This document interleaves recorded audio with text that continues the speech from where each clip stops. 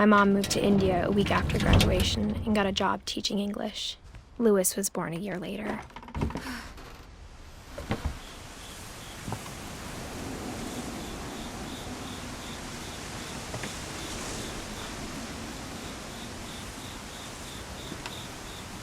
When my dad died, I don't think Mom knew where else to go.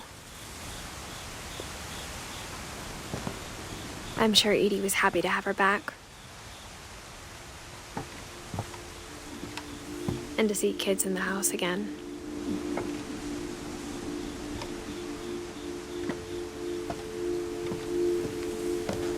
The house had to get a little bigger, but Edie was used to that.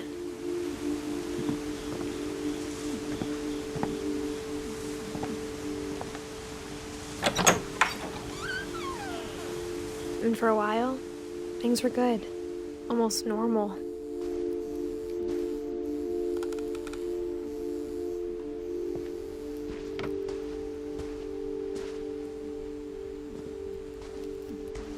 But it didn't last.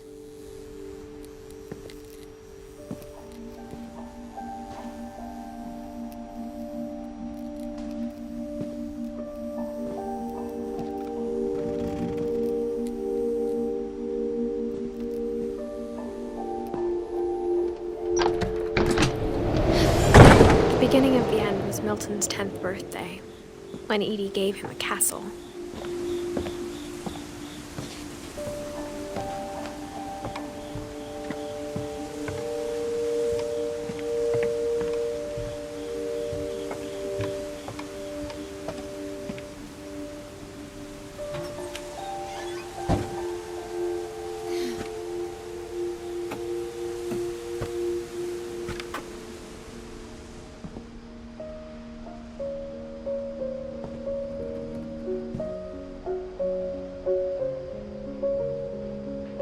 I think Edie was happy to finally have another painter in the family.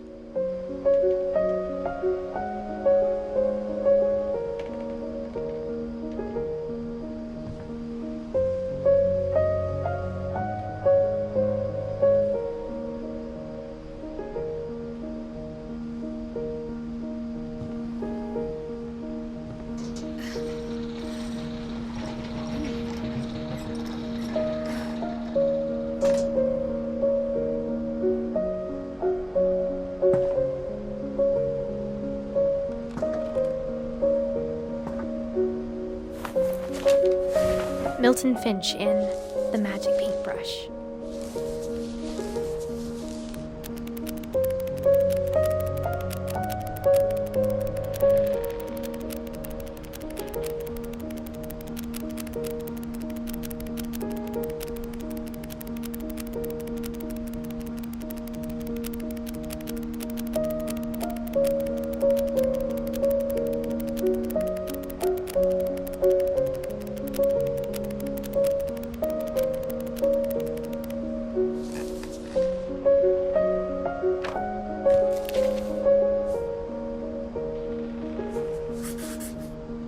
I was 4 when Milton disappeared.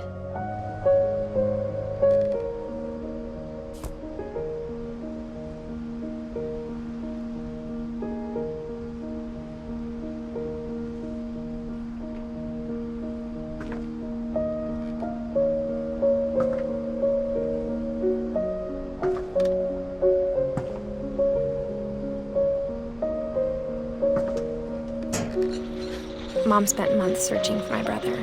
Then she sealed the doors.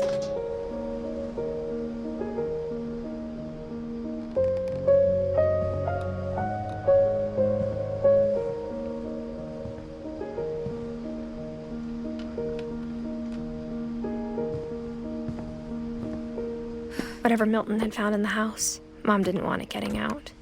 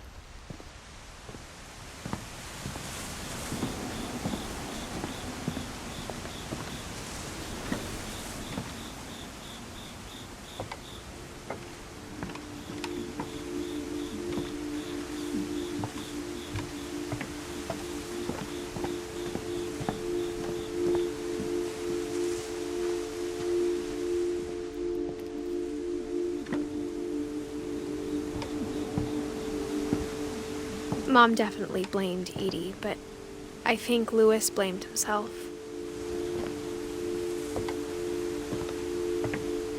After he graduated, he just spent more and more time in his room, until Mom got him a job at the cannery.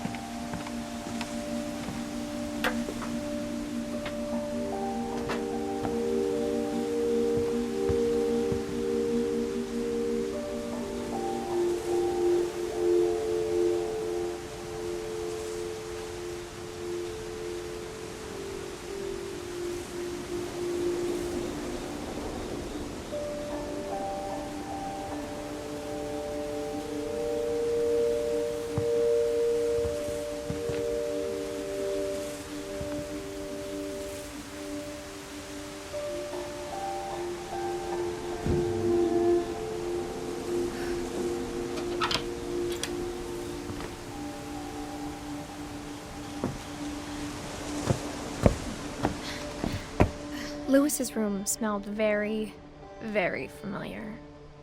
That part of him lived on.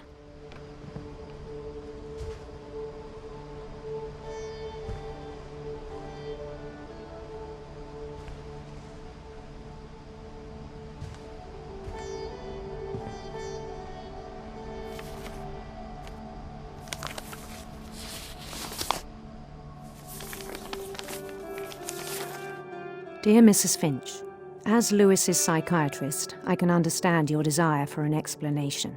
As I see it, the trouble began in January, shortly after we convinced your son to seek treatment for substance abuse. Newly sober, I believe Lewis first noticed the monotony of his daily life.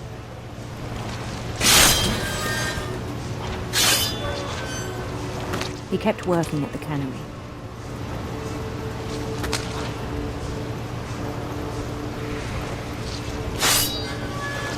But he withdrew part of himself.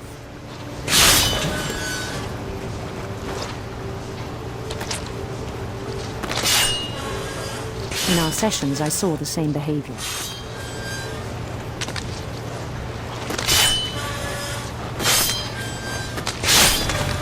His mind began to wander.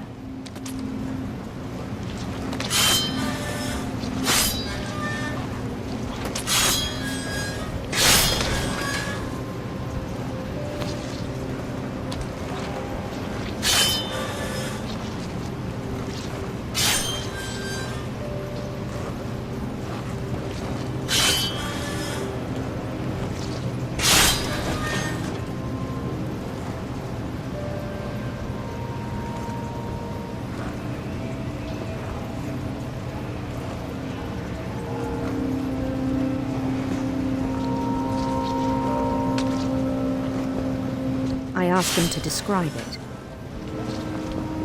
He said he started small, imagining a labyrinth. He'd feel his way about. Then something moved. Bats and toads.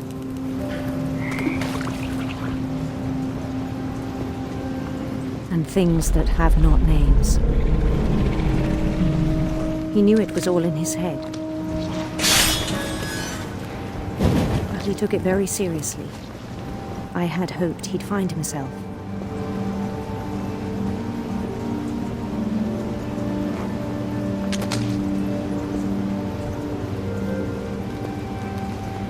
But he found something more. I worried about him then, daydreaming at the cannery. I spoke with his boss.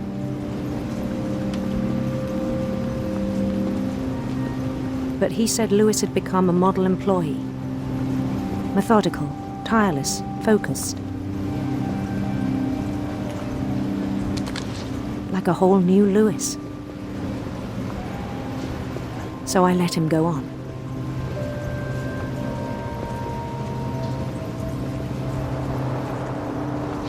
I even encouraged him. It seemed very promising at first. He told me he'd made a new friend.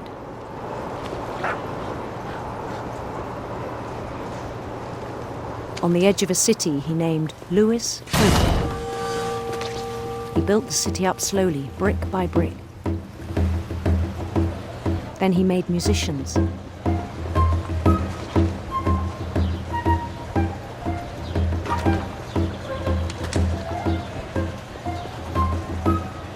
And songs for them to play. He talked about starting a band. And he was always humming something.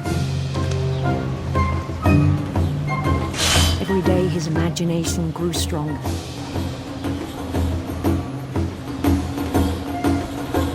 He no longer spoke at the cannery. But his chopping was as reliable as ever. Then one day it struck him that all the cheering crowds, even the stones under his feet, were all in his imagination, so he could do whatever he wished.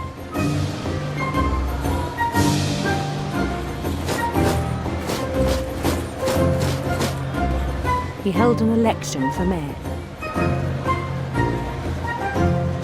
and he won.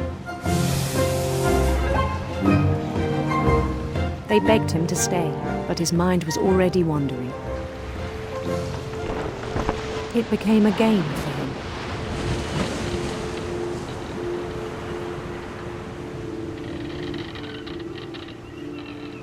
He'd conquer a city, then immediately push on. New Louisville.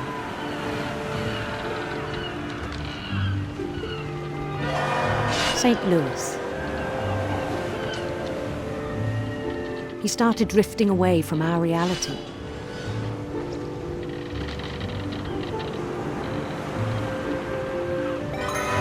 Minneapolis, until one day he forgot to go home from the cannery.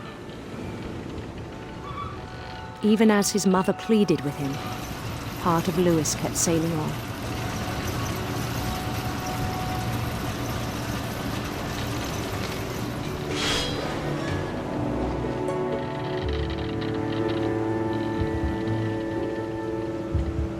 In Louisburg, he heard rumors of a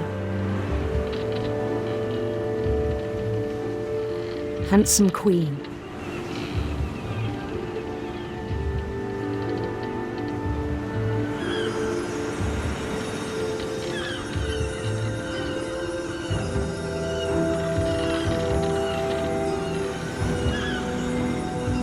The queen was on her own quest for radiant rainbows.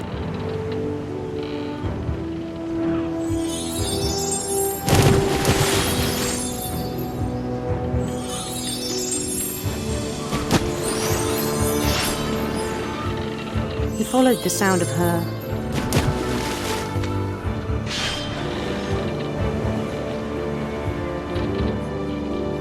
electric sitar.